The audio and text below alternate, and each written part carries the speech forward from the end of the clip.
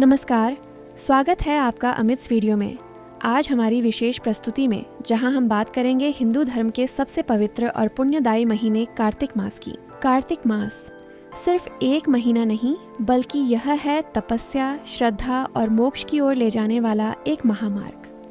हिंदू पंचांग का यह 8वां महीना शरद पूर्णिमा से शुरू होकर कार्तिक पूर्णिमा यानी देव दीपावली पर समाप्त होता है।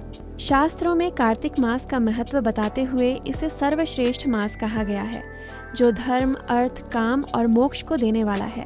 धार्मिक मान्यताओं के अनुसार भगवान श्री हरि विष्णु 4 माह की योग निद्रा शयन से इसी महीने की देवोत्थानी एकादशी पर जागते हैं, इसलिए यह मास जगत के पालनहार को समर्पित होता है। भगवान विष्णु के एक रूप दामोदर के नाम पर इसे दामोदर मास भी कहा जाता है।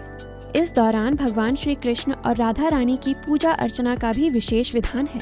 यह महीना स्नान, दान और पुण्य संचय के लिए सर्वोत्तम माना जाता है। कहते हैं कि इस माह में किया गया दान और पूजा पाठ अक्षय फल प्रदान करता है और व्यक्ति सभी पापों से मुक्त होकर मोक्ष की ओर अग्रसर होता है। इस पवित्र महीने में कुछ विशेष नियम और क्रियाएं बताई गई हैं, जिनका पालन करना बहुत ही फलदायी माना जाता है।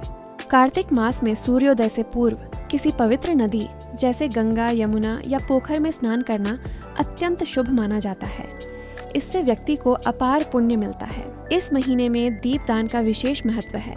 मंदिरों, नदियों और सबसे महत्वपूर्ण तुलसी माता के पास घी का दीपक जलाना माँ लक्ष्मी और भगवान विष्णु को प्रसन्न करता है।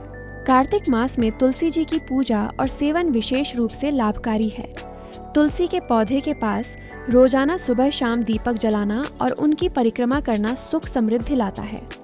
इसी माह में तुलसी विवाह का भी आयोजन होता है। इस माह में सात्विक आहार लेना, मांस, मदिरा और तामसिक भोजन से दूर रहना चाहिए। साथ ही मन को शांत और आचरण को संयमित रखना चाहिए। तो यह था पवित्र कार्तिक मास का संक्षिप्त ब्यौरा, जो हमें आध्यात्मिकता और शुद्धिकरण की ओर प्रेरित करता है।